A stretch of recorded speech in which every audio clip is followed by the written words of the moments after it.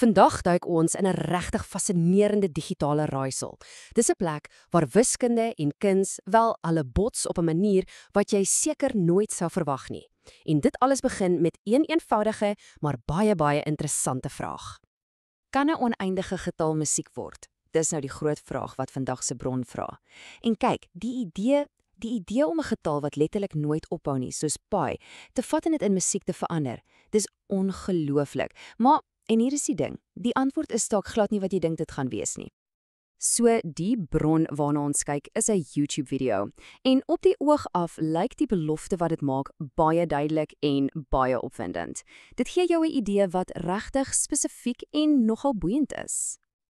En kyk net hierna, die presiesheid. Die titel is alles behalwe vaag. Dit sê vir ons presies wat ons kan verwag. Dit is die getal pi, wat in musiek omskep is in 'n spesifieke toonsoort en, luister hierna, tot op 996 desimale plekke. So jou verwagting is glashelder, reg? En asof dit nie genoeg is nie, om die prentjie nog duideliker te maak, gee die titel ons selfs die musikale raamwerk, die pentatoniese toonleer. Nou, as jy nie weet nie, dis bekend vir sy baie aangename, amper strelende klank. So, wat verwag ons? Ons word heeltemal voorberei vir 'n pragtige stuk musiek, direk uit wiskunde gebore. En daai getal, 996, dis nogal belangrik. Dit is nie net 'n nommer nie.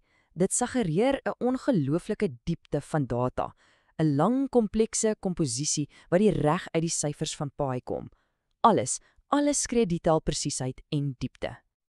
So, met al hierdie tegniese detail en die belofte van 'n regtig unieke musikale ervaring, is daar net een vraag. Hoe het hierdie wiskundige melodie nou eintlik geklink? Jy verwag om iets te hoor, reg, maar wat ons eintlik kry, is iets heeltemal anders. Ja, en dis presies hier waar ons storie 'n skerp, onverwagse draai neem.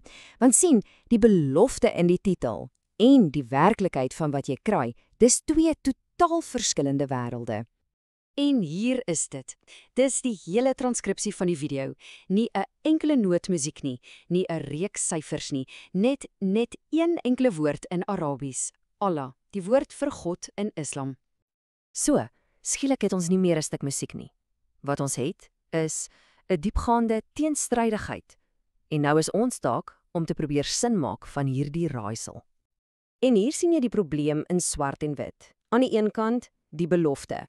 'n wiskundige konsep, 'n musikale komposisie, 996 datapunte. En aan die ander kant, die werklikheid. 'n enkele woord. Die gaping tussen hierdie twee, dis enorm.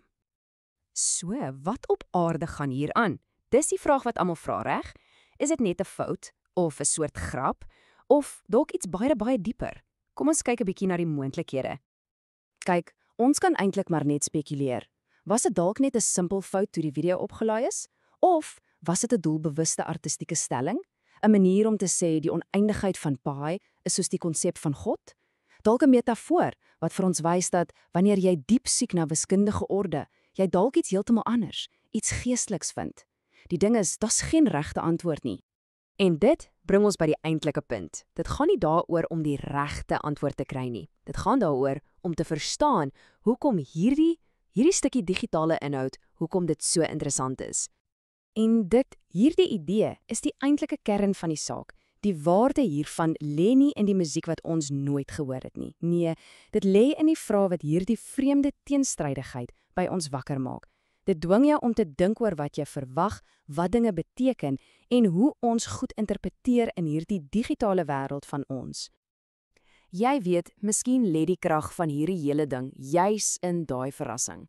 Dit gooi ons verwagtinge so heeltemal omver dat dit ons forceer om net vir 'n oomblik te stop en te dink.